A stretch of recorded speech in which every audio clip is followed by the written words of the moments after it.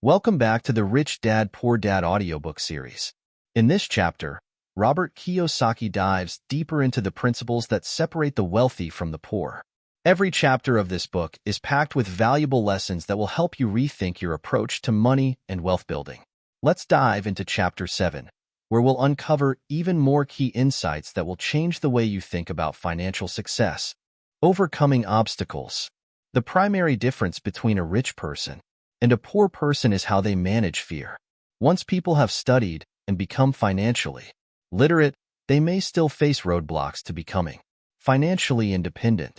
There are 5 main reasons why financially literate people may still not develop abundant asset columns that could produce a large cash flow. The 5 reasons are: 1. Fear. 2. Cynicism. 3. Laziness. 4. Bad habits. 5. Arrogance. Overcoming fear. I have never met anyone who really likes losing money, and in all my years, I have never met a rich person who has never lost money, but I have met a lot of poor people who have never lost a dime. Investing, that is. The fear of losing money is real. Everyone has it, even the rich. But it's not having fear that is the problem. It's how you handle fear. It's how you handle losing. It's how you handle failure that makes the difference in one's life. The primary difference between a rich person and a poor person is how they manage that fear. It's okay to be fearful. It's okay to be a coward when it comes to money. You can still be rich. We're all heroes at something and cowards at something else. My friend's wife is an emergency room nurse. When she sees blood, she flies into action. When I mention investing, she runs away. When I see blood, I don't run. I pass out. My rich dad understood phobias about money. Some people are terrified of snakes. Some people are terrified about losing money. Both are phobias, he would say. So his solution to the phobia of losing money was this little rhyme. If you hate risk and worry, start early. If you start young, it's easier to be rich. I won't go into it here, but there is a staggering difference between a person who starts investing at age 20 versus age 30. The purchase of Manhattan Island is said to be one of the greatest bargains of all time. New York was purchased for $24 in trinkets and beads. Yet if that $24 had been invested at 8% annually, that $24 would have been worth more than $28 trillion by 1995. Manhattan could be repurchased with money left over to buy much of Los Angeles. But what if you don't have much time left or would like to retire early? How do you handle the fear of losing money? My poor dad did nothing. He simply avoided the issue, refusing to discuss the subject. My rich dad, on the other hand, recommended that I think like a Texan. I like Texas and Texans, he used to say. In Texas, everything is bigger. When Texans win, they win big. And when they lose, it's spectacular. They like losing? I asked. That's not what I'm saying. Nobody likes losing. Show me a happy loser, and I'll show you a loser, said Rich Dad. It's a Texan's attitude toward risk, reward, and failure I'm talking about. It's how they handle life. They live it big. Not like most of the people around here, living like roaches. When it comes to money, terrified that someone will shine a light on them, and whimpering when the grocery clerk shortchanges them a quarter. Rich Dad went on. What I like best is the Texas attitude. They're proud when they win, and they brag when they lose. Texans have a saying: if you're going to go broke, go big. You don't want to admit you went broke over a duplex. He constantly told Mike and me that the greatest reason for lack of financial success was because most people played it too safe. People are so afraid of losing that they lose, were his words. Fran Tarkenton, a one-time great NFL quarterback, says, it's still another way. Winning means being unafraid to lose. In my own life, I've noticed that winning usually follows losing. Before I finally learned to ride a bike, I first fell down many times. I've never met a golfer who has never lost a golf ball. I've never met people who have fallen in love who have never had their heart broken. and I've never met someone rich who has never lost money. So for most people, the reason they don't win financially is because the pain of losing money is far greater than the joy of being rich. Another saying in Texas is, everyone wants to go to heaven, but no one wants to die. Most people dream of being rich, but are terrified of losing money, so they never get to heaven. Rich Dad used to tell Mike and me stories about his trips to Texas. If you really want to learn the attitude of how to handle risk, losing, and failure, go to San Antonio and visit the Alamo. The Alamo is a great story of brave people who chose to fight, knowing there was no hope of success. They chose to die instead of surrendering. It's an inspiring story, worthy of study. Nonetheless, it's still a tragic military defeat. They got their butts kicked. So how do Texans handle failure? They still shout, "Remember the Alamo?" For most people, the reason they don't win financially is because the pain of losing money is far greater than the joy of being rich. Mike and I heard this story a lot. He always told us this story when he was about to go into a big deal, and he was nervous. After he had done all his due diligence and it was time to put up or shut up, he told us this story. Every time he was afraid of making a mistake or losing money, he told us this story. It gave him strength, for it reminded him that he could always turn a financial loss into a financial win. Rich Dad knew that failure would only make him stronger and smarter. It's not that he wanted to lose. He just knew who he was and how he would take a loss. He would take it, loss, and make it a win. That's what made him a winner and others losers. It gave him the courage to cross the line when others backed out. That's why I like Texans so much, he would say. They took a great failure and turned it into inspiration, as well a tourist destination that makes them millions. But probably his words that mean the most to me today are these: Texans don't bury their failures. They get inspired by them. They take their failures and turn them into rallying cries. Failure inspires Texans to become winners. But that formula is not just the formula for Texans. It is the formula for all winners. I've said that falling off my bike was part of learning to ride. I remember falling off only made me more determined to learn to ride, not less. I also said that I have never met a golfer who has never lost a ball. For top professional golfers, losing a ball or a tournament provides the inspiration to be better, to practice harder, to study more. That's what makes them better. For winners, losing inspires them. For losers, losing defeats them. Failure inspires winners. Failure defeats losers. I like to quote John D. Rockefeller, who said, "I always tried to turn every disaster into an opportunity." And being Japanese American, I can say this. Many people say that Pearl Harbor was an American mistake. I say it was a Japanese mistake. From the movie Tora, a somber Japanese admiral says to his cheering subordinates, "I am afraid we have awakened a sleeping giant." Remember Pearl Harbor became a rallying cry. It turned one of America's greatest losses into the reason to win. This great defeat gave America strength, and America soon emerged as a world power. Failure inspires winners, and failure defeats losers. It is the biggest secret of winners. It's the secret that losers do not know.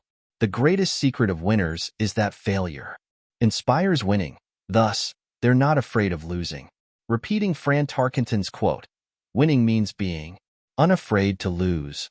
People like Fran Tarkenton are not afraid of losing because they know who they are. They hate losing, so they know that losing will only inspire them to become better. There is a big difference between hating losing and being afraid to lose. Most people are so afraid of losing money that they lose. They go broke over a duplex. Financially, they play life too safe and too small. They buy big houses and big cars, but not big investments. The main reason that over 90% of the American public struggles financially is because they play not to lose. They don't play to win. They go to their financial planners or accountants or stockbrokers, and buy a balanced portfolio. Most have lots of cash in CDs, low-yield bonds, mutual funds that can be traded within a mutual fund family, and a few individual stocks. It is a safe and sensible portfolio, but it is not a winning portfolio. It is a portfolio of someone playing not to lose. Don't get me wrong.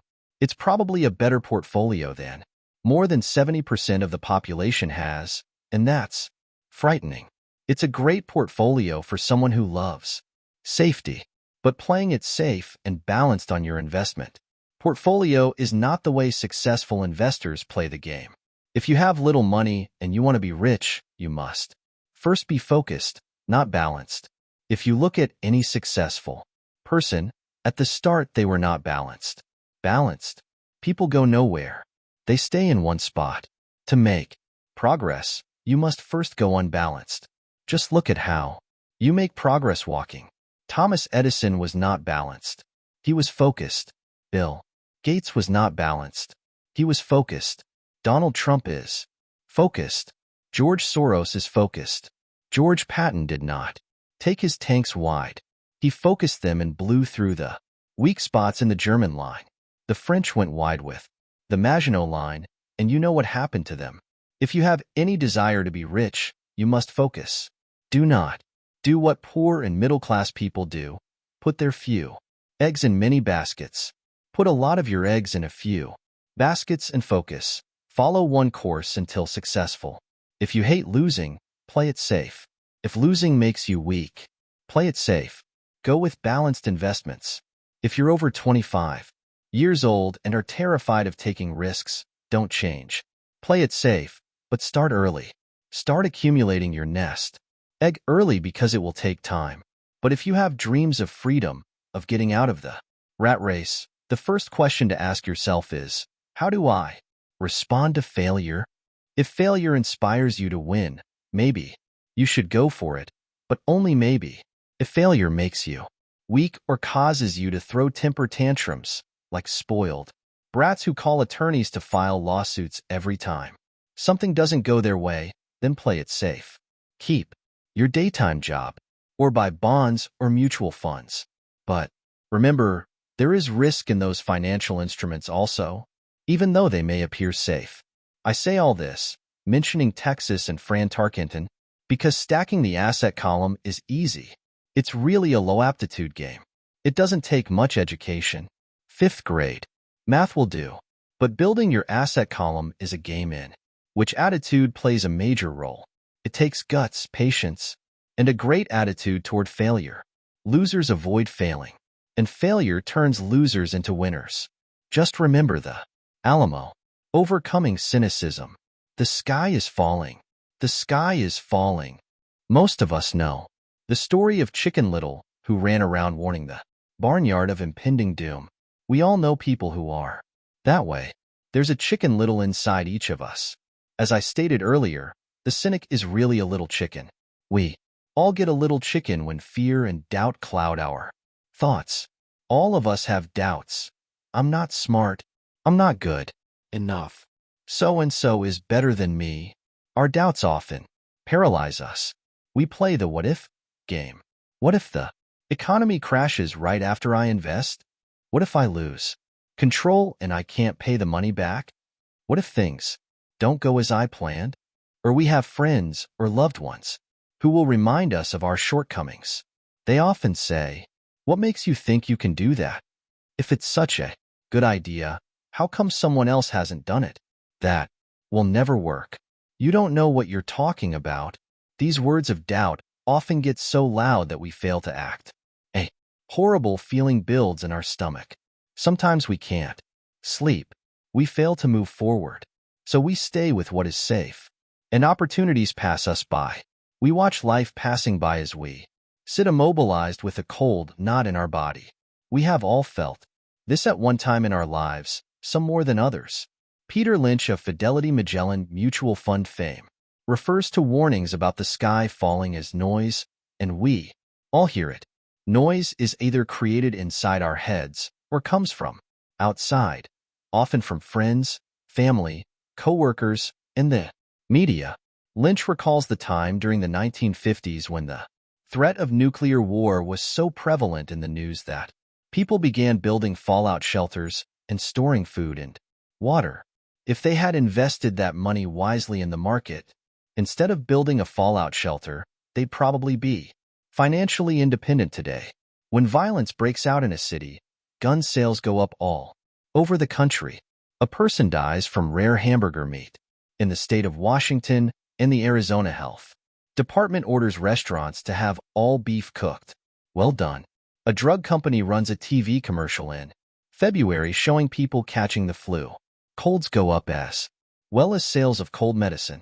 Most people are poor because, when it comes to investing, the world is filled with chicken littles running around yelling, "The sky is falling. The sky is falling." And chicken littles are effective because every one of us is a little chicken. It often takes great courage to not let rumors and talk of doom and gloom affect your doubts and fears. But a savvy investor knows that the seemingly worst of times is actually the best of times to make money. When everyone else is too afraid to act, they pull the trigger and are rewarded. Some time ago, a friend named Richard came from Boston to visit Kim and me in Phoenix. He was impressed with what we had done through stocks and real estate. The Phoenix real estate prices were depressed. We spent 2 days showing him what we thought were excellent opportunities for cash flow and capital appreciation. Kim and I are not real estate agents. We are strictly investors. After identifying a unit in a resort community, we called an agent who sold it to him that afternoon. The price was a mere $42,000 for a 2-bedroom townhome. Similar units were going for $65,000. He had found a bargain. Excited, he bought it and returned to Boston. 2 weeks later, the agent called to say that our friend had backed out. I called immediately to find out why. All he said was that he talked to his neighbor, and his neighbor told him it was a bad deal. He was paying too much. I asked Richard if his neighbor was an investor. Richard said he was not. When I asked why he listened to him, Richard got defensive and simply said he wanted to keep looking. The real estate market in Phoenix turned, and a few years later, that little unit was renting for $1,000 a month, $2,500 in the peak winter months. The unit was worth $95,000. All Richard had to put down was $5,000 and he would have had a start at getting out of the rat race. Today, he still has done nothing. Richard's backing out did not surprise me. It's called buyer's remorse, and it affects all of us. The little chicken won, and a chance at freedom was lost. In another example, I hold a small portion of my assets in tax lien certificates instead of CDs. I earn 16% per year on my money, which certainly beats the interest rates banks offer on CDs. The certificates are secured by real estate and enforced by state law, which is also better than most banks. The formula they're bought on makes them safe. They just lack liquidity. So I look at them as 2 to 7 year CDs. Almost every time I tell someone that I hold my money this way, especially if they have money in CDs, they will tell me it's risky. They tell me why I should not do it. When I ask them where they get their information, they say, from a friend or an investment magazine. They've never done it, and they're telling someone who's doing it why they shouldn't. The lowest yield I look for is 16%, but people who are filled with doubt are willing to accept a far lower return. Doubt is expensive. My point is that it's those doubts and cynicism that keep most people poor and playing it safe. The real world is simply waiting for you to get rich. Only a person's doubts keep them poor. As I said, getting out of the rat race is technically easy. It doesn't take much education, but those doubts are cripplers for most people. Cynics never win, said Rich Dad. Unchecked doubt and fear creates a cynic. Cynics criticize, and winners analyze was another of his favorite sayings. Rich Dad explained that criticism blinded while analysis opened eyes. Analysis allowed winners to see that critics were blind and to see opportunities that everyone else missed. And finding What people miss is key to any success. Real estate is a powerful investment tool for anyone seeking financial independence or freedom. It is a unique investment tool. Yet every time I mention real estate as a vehicle, I often hear, "I don't want to fix toilets." That's what Peter Lynch calls noise. That's what my rich dad would say. Is the cynic talking, someone who criticizes and does not analyze, someone who lets their doubts and fears close their mind instead of open their eyes. So when someone says, "I don't want to fix toilets," I want to fire back. What makes you think I want to? They're saying a toilet is more important than what they want. I talk about freedom from the rat race, and they focus on toilets. That is the thought pattern that keeps most people poor. They criticize instead of analyze. "I don't once hold the key to your success," rich dad would say, "because I, too, do not want to fix toilets. I shop hard for a property manager who does fix toilets. And by finding a great property manager who runs houses or apartments, well, my cash flow goes up. But more importantly, a great property manager allows me to buy a lot more real estate since I don't have to fix toilets." A great property manager is key to success in real estate. Finding a good manager is more important to me than the real estate. A great property manager often hears of great deals before real estate agents do, which makes them even more valuable. That is what rich dad meant by "I don't once hold the key to your success," because I do not want to fix toilets. Either, I figured out how to buy more real estate and expedite my getting out of the rat race. The people who continue to say, "I don't want to fix toilets," often deny themselves the use of this powerful investment vehicle. Toilets are more important than their freedom. In the stock market, I often hear people say, "I don't want to lose money." Well, what makes them think I or anyone else likes losing money? They don't make money because they choose to not lose money. Instead of analyzing, they close their minds to another powerful investment vehicle, the stock market. I was riding with a friend past our neighborhood gas station. He looked up and saw that the price of gas was going up and thus the price of oil. My friend is a worrywart or a chicken little. To him, the sky is always going to fall, and it usually does on him. When we got home, he showed me all the stats as to why the price of oil was going to go up over the next few years. Statistics I had never seen before, even though I already owned substantial shares of an existing oil company. With that information, I immediately began looking for and found a new, undervalued oil company that was about to find some oil deposits. My broker was excited about this new company, and I bought 15,000 shares for 65 cents per share.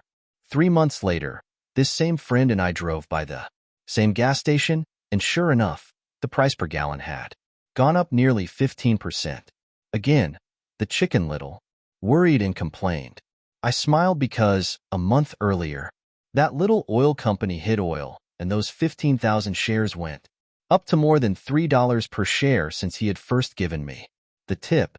And the price of gas will continue to go up if what my friend says is true. If most people understood how a stop worked in stock market investing, there would be more people investing to win instead of investing not to lose. A stop is simply a computer command that sells your stock automatically if the price begins to drop, helping to minimize your losses and maximize some gains. It's a great tool for those who are terrified of losing. So whenever I hear people focusing on their identifies rather than what they do want, I know the noise in their head must be loud. Chicken Little has taken over their brain and is yelling, "The sky is falling, and toilets are breaking." So they avoid their don't wants, but they pay a huge price. They may never get what they want in life. Instead of analyzing, their inner Chicken Little closes their mind. Rich Dad gave me a way of looking at Chicken Little. Just do what Colonel Sanders did. At the age of 66, he lost his business and began to live on his Social Security check. It wasn't enough. He went around the country selling his recipe for fried chicken. He was turned down 1,009 times before someone said yes, and he went on to become a Multimillionaire at an age when most people are quitting. He was a brave and tenacious man, Rich Dad said of Harlan Sanders. So when you're in doubt and feeling a little afraid, just do what Colonel Sanders did to his little chicken. He fried it. Overcoming laziness. Busy people are often the most lazy. We have all heard stories of a businessman who works hard to earn money. He works hard to be a good provider for his wife and children. He spends long hours at the office and brings work home. On weekends, one day he comes home to an empty house. His wife has left with the kids. He knew he and his wife had problems, but rather than work to make the relationship strong, he stayed busy at work. Dismayed, his performance at work slips and he loses his job. Today, I often meet people who are too busy to take care of their wealth, and there are people too busy to take care of their health. The cause is the same. They're busy, and they stay busy as a way of avoiding something they do not want to face. Nobody has to tell them. Deep down they know. In fact, if you remind them, they often respond with anger or irritation. If they aren't busy at work or with the kids, they're often busy watching TV, fishing, playing golf, or shopping. Yet, deep down they know they are avoiding something important. That's the most common form of laziness. Laziness by staying busy. So what is the cure for laziness? The answer is a little greed. For many of us, we were raised thinking of greed or desire as bad. Greedy people are bad people, my mom used to say. Yet we all have inside of us this yearning to have nice, new, or exciting things. So to keep that emotion of desire under control, often parents find ways of suppressing that desire with guilt. You only think about yourself. Don't you know you have brothers and sisters? Was one of my mom's favorites. You want me to buy you what? Was a favorite of my dad. Do you think we're made of money? Do you think money grows on trees? We're not rich people, you know.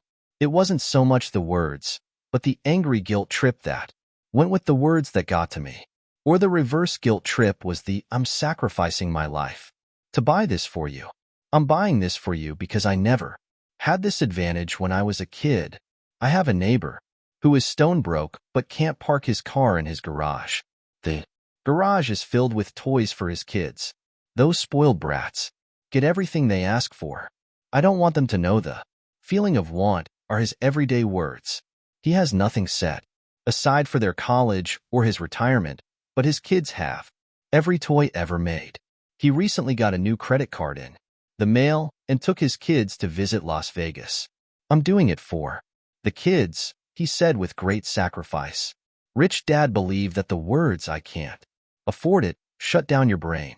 How can I afford it? Opens up possibilities, excitement, and dreams. Rich Dad forbade the words, I can't afford it. In my real home, that's all I heard. Instead, Rich Dad required his children to say, how can I afford it? He believed that the words I can't afford it shut down your brain. It didn't have to think anymore. How can I afford it? Opened up the brain and forced it to think and search for answers. But most importantly, he felt the words, I can't afford it, were a lie. And the human spirit knows it. The human spirit is very, very powerful, he would say. It knows it can do anything. By having a lazy mind that says, I can't afford it, a war breaks out inside you.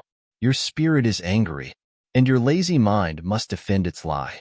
The spirit is screaming, come on, let's go to the gym and work out. And the lazy mind says, but I'm tired. I worked really hard today. Or the human spirit says, I'm sick and tired of being poor. Let's get out there and get rich. To which the lazy mind says, rich people are greedy. Besides, it's too much bother. It's not safe.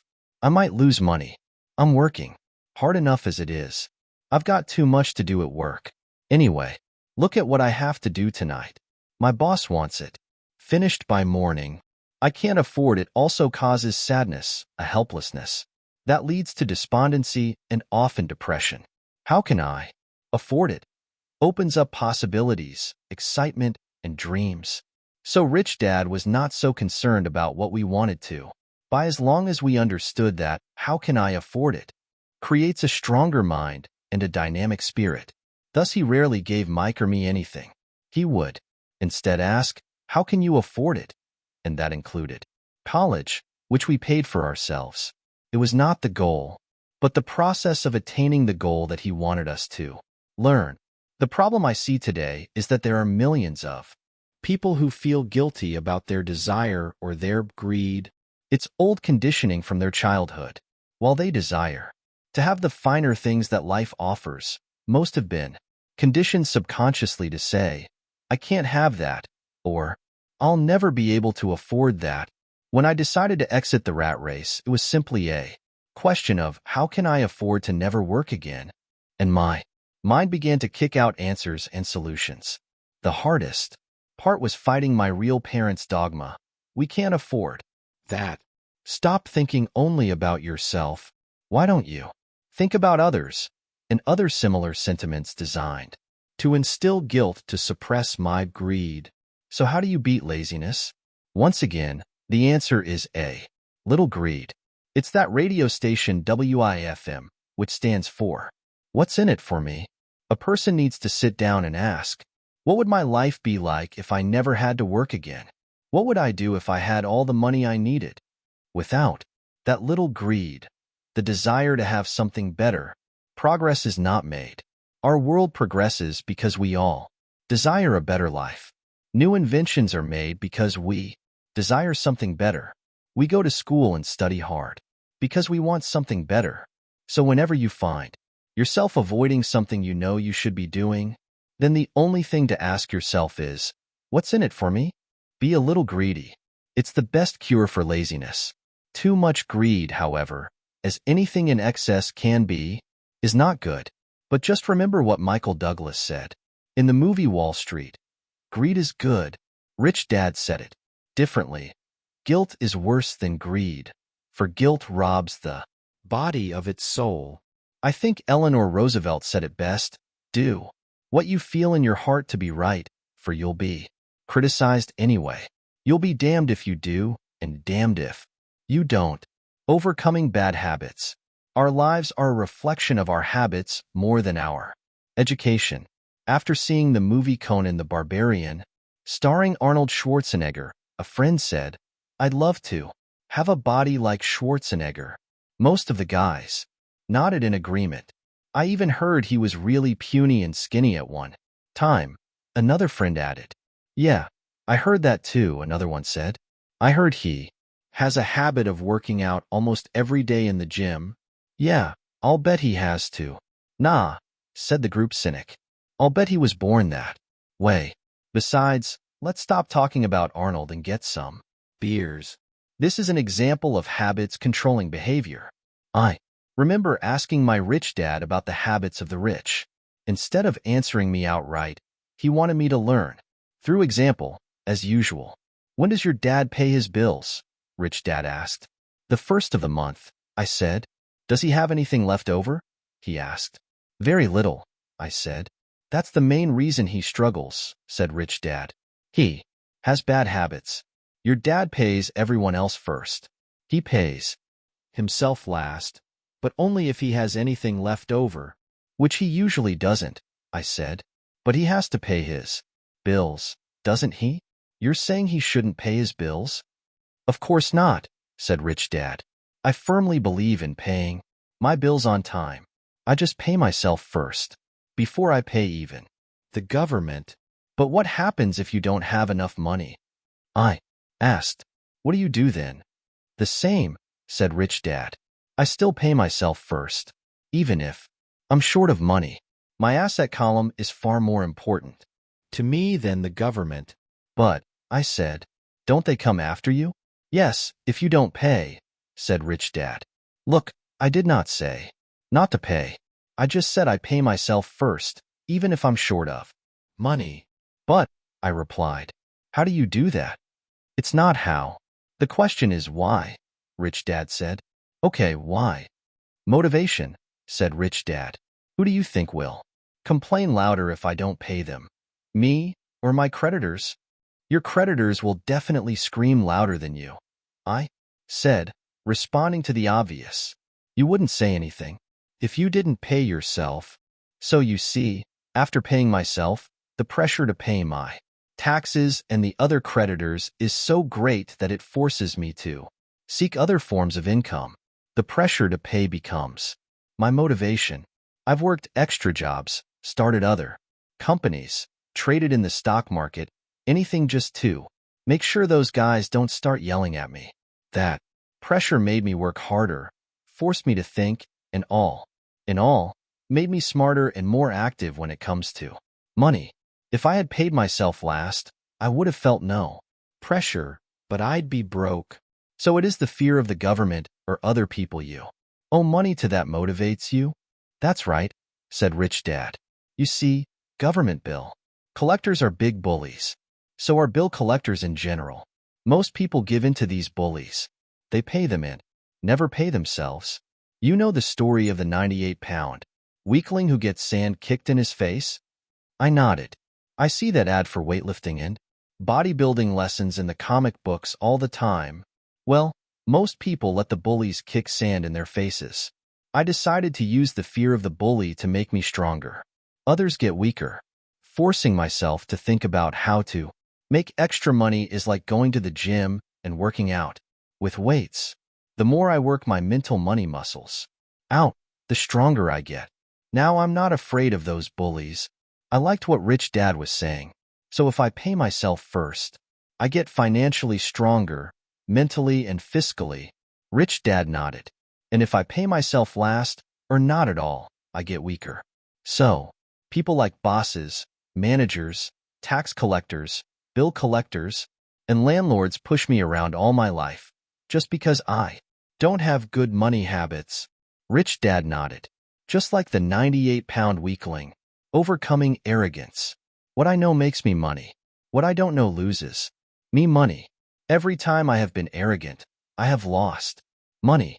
Because when I'm arrogant, I truly believe that what I don't know is not important. Rich Dad would often tell me. I have found that many people use arrogance to try to hide their own ignorance. It often happens when I am discussing financial statements with accountants or even other investors. They try to bluster their way through the discussion. It is clear to me that they don't know what they're talking about. They're not lying, but they are not telling the truth.